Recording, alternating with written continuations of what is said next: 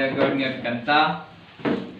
Sarante amin nga Dagitoy, Pasko na everything that has breath, praise the Lord. Amin nga daangos na, dayawan na niya ako Diyos. No, dati mama, dati sakam, dati iwat mo, kabawalam nga dayawan niya ako Diyos. Arami na ito, di kabawalan tayo.